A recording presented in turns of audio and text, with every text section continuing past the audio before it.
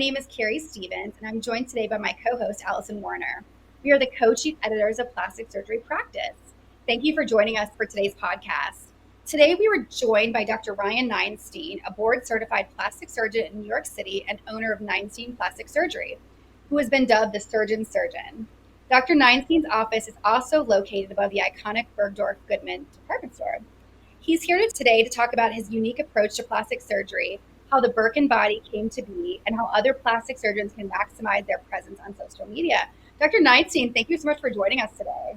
Thank you so much for having me, guys. Thanks, Keri and Alison. This is an absolute pleasure to be here, and I'm ready to jump right into this. Yeah, we're really happy to have you. I follow you on social media and have been a big fan for months. But yeah, to start, can you talk about how you got into plastic surgery and a bit about your backstory? Sure. So listen, I still think medicine is the greatest profession in the world. I think there's very few things in life where you get to provide service to others. There's constant growth, and you can feel good about what you do when you go home at the end of the day. So for anyone, for young people, I always say medicine is great. Medicine is great. Medicine is great. I grew up the grandson of Holocaust survivors, and it was embedded into my DNA from a young age that it's important to find a profession where we provide service to others. I was always into competitive sports. I played football and I played rugby all the way through high school and college. And that was something that was very important to me. And that kind of teamwork to a collective goal was partly what drove me into medicine. And on the scholastic side, the certainty of science always made a lot of sense to me. So when you put teamwork together and the certainty of science, it naturally leads you to medicine. And surgery was something where you can make, a direct impact on people's life quickly and efficiently, and can give you a lot of personal satisfaction. And plastic surgery in and of itself is one of these unique things in life, or especially in medicine, where you're not necessarily treating something that's bad that's happened to someone, like a disease, a trauma. You're not trying to just bring them back to normal. We actually get to work with engaged people trying to go to a better state, an elevated state. And the confidence we can provide people and the happiness is really fulfilling, and I think makes it a wonderful career choice. And if you can give a lot of people a lot of confidence and a lot of comfort within themselves, I think you've done a lot of good. Excellent. Well, since our brand is about the entire plastic surgery practice, from the clinical to the business side, how have you built a strong team at Neinstein Plastic Surgery, and what's unique about your culture there? Well, we have 4 core principles within our culture. And these 4 principles overlie, the underlying themes. So number 1, we seek out experts within their field. So when we're looking for an operating room nurse, we want the best operating room nurse. If we're looking for someone who's going to be a patient care coordinator, we're going to go across the street to the Ritz and we're going to take a concierge, because we want someone who has those innate talents embedded within them. The second thing we look for, and our second core principle, is really a consistent curiosity for knowledge. We do not look for people who are in neutral or in reverse in life. It is all gas, no brakes here, okay? We want people learning things all the time. And that feeds into our third core principle, which is they generously share knowledge. No one is on an island here. When people learn things from anything within the practice, it's shared. And then the fourth, and which is the hardest thing for people and why we have a select group who join here, you got to be able to take feedback. You're going to be taking feedback from left, from right, from up, from down. Okay, it is not a top-down, classic, siloed corporate structure where, the boss is telling everyone what they're doing wrong. We're always helping each other get better by recognizing things that we don't necessarily see. We all have blind spots, and when you take down the barriers to allow people, when you take down the barriers of criticism and know that people are telling you things that you're missing for a positive, there's just such more rapid growth. And being dedicated to the growth of others is the real, key secret for entrepreneurial success. So, to me, it's like your children. It's like you're passing on your DNA. You want to see your children succeed. You want to see everyone on your team succeed. Within us, we have people becoming professional photographers, becoming clinical nutritionists, people who are at Wharton in human capital, people are at Harvard in economic studies. People are always trying to better themselves. And, when it's good for the hive, it's good for the bee. Well, a follow up to that, in New York City where you practice, it's very saturated with plastic surgeons. So I'm wondering, Keri mentioned the fact that your practice is above Bergdorf Goodman. I'm just curious, like, what is the vibe of your practice? Who's coming to see you, and why that location?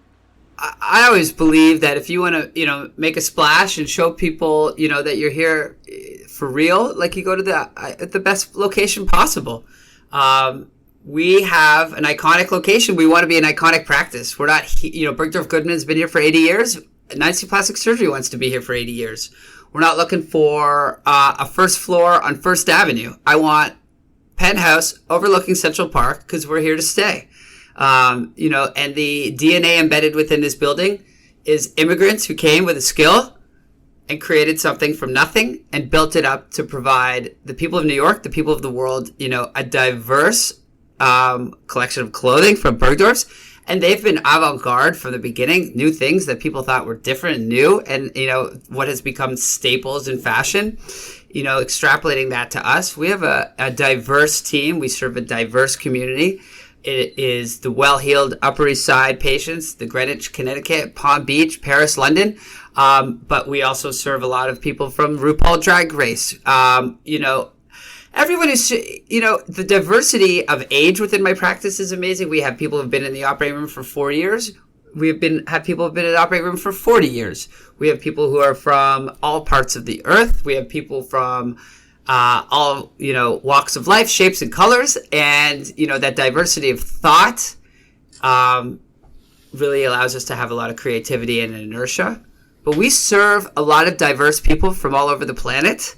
But they have one common unifying feature. They want to, look good and feel good. And that's what, brings them here. And we send we have a beacon. We're on the 12th floor at Bergdorf Goodman overlooking Central Park.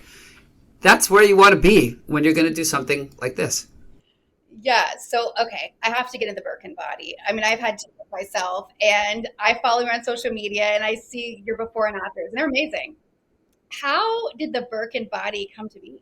That's something a lot of our patients have colloquially brought up over a little bit of time, and I guess that just traced its way into the post. And one of the writers over there, someone probably told someone about it. What we do, listen, what we do is we take plastic surgery, we take it to another level. We're not trying to do surgery; we're trying to win surgery. I mean, we're not trying to get through an operation. I'll do everything possible on this planet to make sure each and every operation is better that possibly could be done. And when you do it that way and you hyper focus and you have a worldwide catchment, it becomes tougher to get in, becomes tougher to get, and people want to show it off, similar to the Birkin bag. And, it makes sense for the kind of joking name because we're above Bergdorf. So it all kind of fits. But, listen, we're here to provide the best service possible and sprinkle our magic sauce, which is the patient experience. So with that, can you talk about the recovery and kind of how you incorporate post-recovery with your patients? Surgery is not the 3 hours you are in the operating room. Okay, this is an experience and a long-term relationship. We are in contact with our patients for years and years and years, and probably forever. I have 10 books on my desk that patients have sent me from around the world, and we send them back and forth. We get to know these people. It is not a mill. It's something that we invest as much time, energy, and resources into the operations as the patients are doing back. This is just the way we practice. It's the way we believe people deserve to be treated in medicine. We think medicine should happen for people, not to people. And that's something we do. So just to give you a broad strokes view of how we approach recovery, it starts with the pre-op. 30 days before, one of our nurse practitioners becomes the Sherpa or the guide for the patient. We believe in nurse practitioners. I like that extra master's degree that shows a level of maturity and commitment. These people are all in, starts becoming the guide, and we get into diet and Amazon lists for ordering. We have private after nurse teams, okay? These are people who are trained, systems, processes, not only to ensure everything is safe, but to ensure the experience works well. Our patients are brought over to one of our partner hotels across the street, like the Plaza or the Pierre, with our nurses and our aftercare nurses. We have everything set up in the room, flowers delivered, 24-hour care. We have a whole system and process for the way the sheets are laid out, the way the medications are given. Everything is done in a certain way to provide the best experience possible because it's a big deal. And we talk about all day long, how do we take something that's scary? How do we take something that's overwhelming and make it enjoyable? Because nobody wants surgery. Nobody wants to electively be cut in half, but everyone wants what's on the other side of that mountain. And what's on the other side of that mountain is confidence. And when you can give a mom, specifically for me, I do a lot of mommy makeovers. When you take a mom who hasn't worn a bikini, who doesn't feel sexy, and you give her sex life back, her willingness and happiness to go on vacation and wear bikinis and wear form-fitting clothes, you've made a dramatic impact on that person's life. And it's incredibly rewarding to do that. But when we talk about aftercare, this is not giving someone a Word document, see you in a week, okay? And that's the reason I left to go out on my own, was I thought the status quo was awful. I thought I would never want my care like this. I would never want a family member to be cared like this. And I said, I'm going to do something about it, and I'm just going to go and do it on my own. We have 25 full-time staff involved in aftercare. Most offices have 3 people. Can you talk a little bit about the staff roles that you have within that? Yeah, so you need to have a strong hire, a strong organizational chart. And within that, you need to have systems and processes for communication and for the way patient information flows to and from the patient.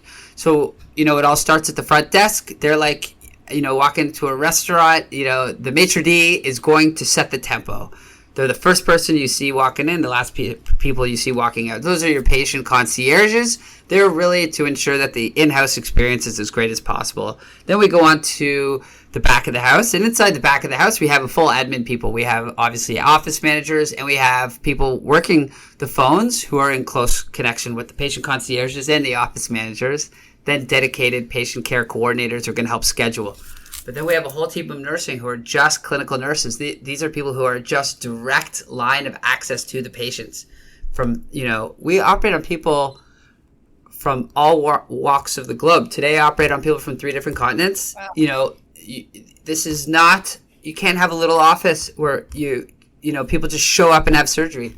So dedicated patient concierge nursing, or if someone has a direct access to someone, whichever way they want to communicate. Text, WhatsApp, email, we give them direct lines 24 hours a day, 7 days a week. Because what you do is you unburden the complexity and create clarity. And through clarity, reduces anxiety, and you just set yourself up for a win.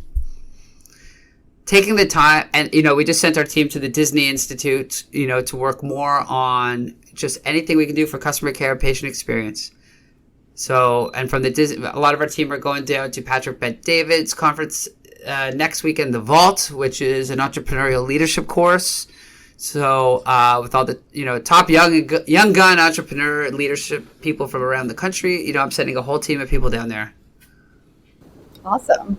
Yeah, there's no reason you can't run your plastic surgery practice, your cardiology practice, like any other business. It's this, you have a service, you provide it, and you should pay, and people deserve to be treated, with all the bells and whistles. Yeah. So speaking of the plastic surgery practice, what trends and aesthetics are you seeing a lot, like from your patients, just in general? What's nice is we don't see trends because we don't do things that come and go. Okay, we have an aesthetic here, long, lean, elegant lines. We want people to look as good as possible, as natural as possible. And that doesn't change. The overly voluptuous curves, huge implants, it's not us. We know who we are.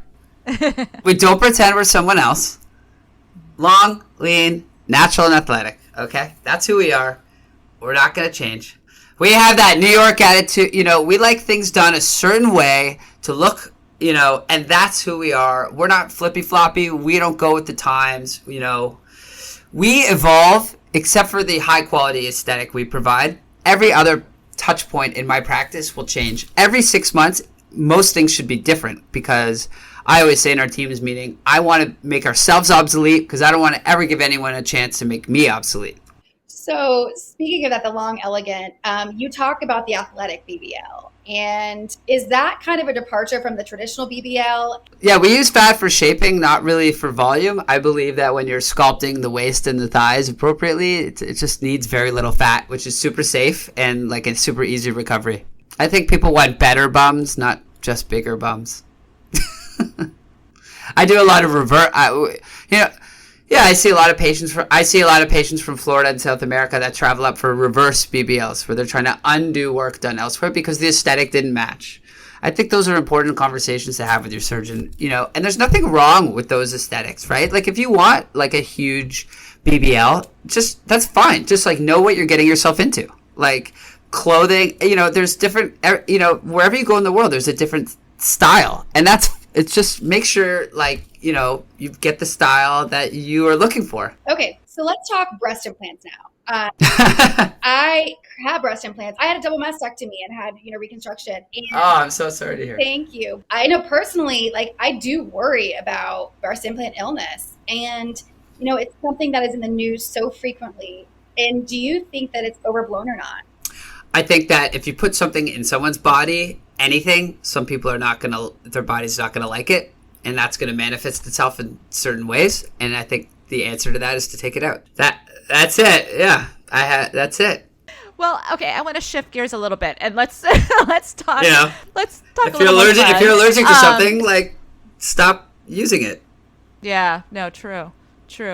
Well, okay, I want to switch gears a little bit and talk about something that, is what you brought you to our attention, and that's your social media presence, particularly on Instagram. So talk to us a bit about how plastic surgeons can use social media to advance their practice, and, what are those top do's and don'ts for plastic surgeons that they should be keeping in mind? Well, Da Vinci said, few men have ever gotten anywhere by things happening to them. You have to do things, okay? So in life, you can't rely on anyone, nothing's going to happen to you.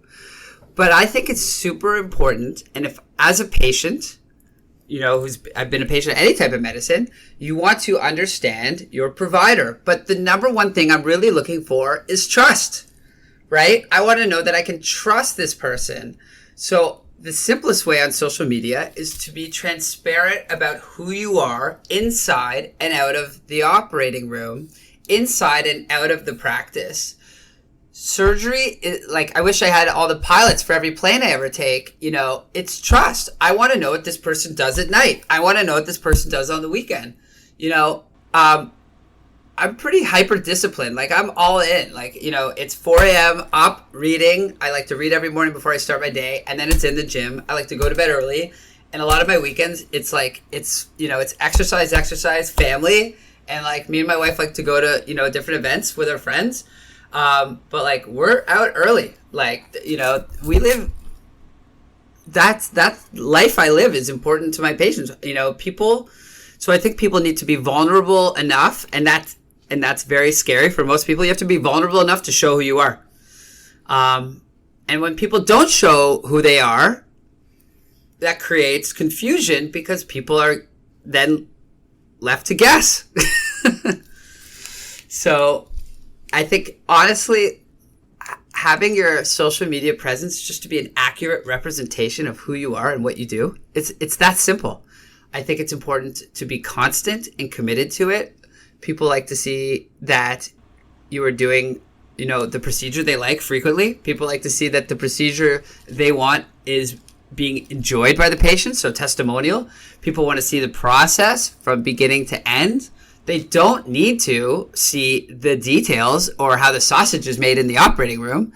I mean, people want the baby, not the pregnancy, But it's important to know you need to share with people what you do, why you do it, and how do they get it.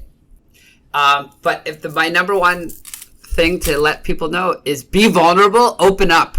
You do not have to be perfect. You do not have to be polished. People actually, if I see an account on social media that's perfectly polished, I'm immediately turned off because it's unrealistic and unrepresentative and inauthentic. If I'm going to a surgeon, I'd like to see that They have a very stable personal life, that they're disciplined, they're up early, they go to bed early. If I'm going to a surgeon and I'm seeing posting at nightclubs on a Wednesday, like I'm out of here, right? Yeah. I'm out. I'm done. That's a good point. Yeah. And people's personality comes out. If people are, complaining about people all the time and they're a negative Nancy or they're a bully, like that's not a nice thing too. You don't want to be going into someone who has that kind of mindset. People are very vulnerable when they come to a plastic surgeon, and they're going to see themselves and results and people through their own lens. And it's our responsibility to be able to see things through their lens. It is not a responsibility to try to convince them to see it through our lens. Good point.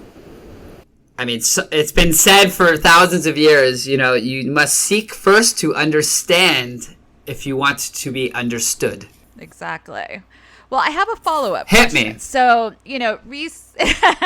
recently, there was a TikTok controversy, where a plastic surgeon's nurse practitioner shared how she would treat the actress Natalie Dyer, a 27-year-old actress from Stranger Things. But then there was more recently a plastic surgeon who was on Instagram who critiqued the appearance of the supermodel Polina Porskova, who's, I think, in her 50s now. And so she recommended, procedures she could have done. And there was a lot of backlash with these. And Porskova actually came out and said, I don't appreciate this. And my question to you is, given the fact that you're doing a lot of social media, where is that line in terms of having that social media post and, getting those likes? First of all, integrity is everything in life. And if you set your life to have a virtuous, you guys are telling me these things. I've never even heard of any of this stuff. And it seems like absolute nonsense to me. I can't even understand or comprehend why someone would do any of these. I mean, listen, we get up every day, with integrity. We don't comment about other people. We don't, I don't even understand how any of this is relevant to anything. I don't understand the upside.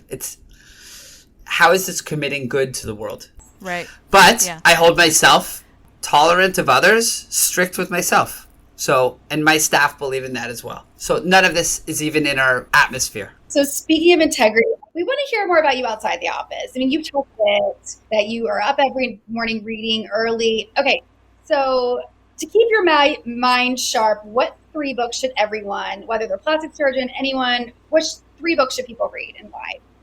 You should read Courage is Calling by my friend Ryan Holiday, because it's important to, Stoic philosophy has been around for 2,000 years. But if you go pick up a copy of Marcus Aurelius' Meditations, you're going to have trouble reading it. It's dry. It's in ancient Greek. Even when translated into Latin, it's very difficult to understand. But when you spin it with a modern twist into real life examples, when we talk about Hemingway and Churchill and Mother Teresa, and you can put in, Tiger Woods, Michael Jordan, all these modern things, you realize, doing the right thing for the right reasons, the right way, has been around for 2,000 years. And it's nice to have modern examples because that will help guide you. And then if you're looking for things that will help you actually, not just give you a rah-rah or a warm, fuzzy sense in your heart, you should read Stephen Covey's The Habits of Highly Effective People. Because when you do these things, if you actually do the things highly effective people do, as I do all day, every day, things matter. We talked about me waking up at 4 a.m. every day. I don't do that by accident. What that does, by winning the wake up, I create momentum for the day, right? I'm up an hour or two before anyone else. So in the course of a year, I'm going to get 30% to 40% more done than anyone else.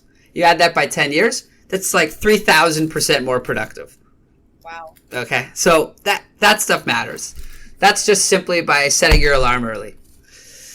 And then that's momentum. Okay. So now you're up, you're ready to go. You start reading, you get the mind going, you got to lubricate those neurons and those synapses so your brain is firing, and then you hit the gym. So now you're up early. It's 5:30 in the morning. Your mind's right. Your body's right. I mean, you're ready to go. So that day, you've already won, and now you're just starting your day. So those things are important. The third book I would suggest that many people read, and this is just a personal favorite of mine. I'm a big John F. Kennedy fan, and you should read Profiles in Courage. He won the Pulitzer Prize. I think he was an incredible person. I truly believe in his view of America. America is great when people do, hard things with a purpose. And when you do things, for your country, not waiting for people to do things for you. And I think if everyone just took a little bit more of that old Jack Kennedy, rah, can do, we get a lot more accomplished and move things in a straighter line to the ultimate goal. Well, that was very helpful. And thank you so much, Dr. Neinstein. This conversation was so fun and informative. And to our listeners, thank you for joining us for this episode. Be sure to subscribe to the MedCore Podcast Network to keep up with the latest Plastic Surgery Practice podcast episodes. And be sure to check out plasticsurgerypractice.com for the latest plastic surgery news. Until next time, take care. Thank you.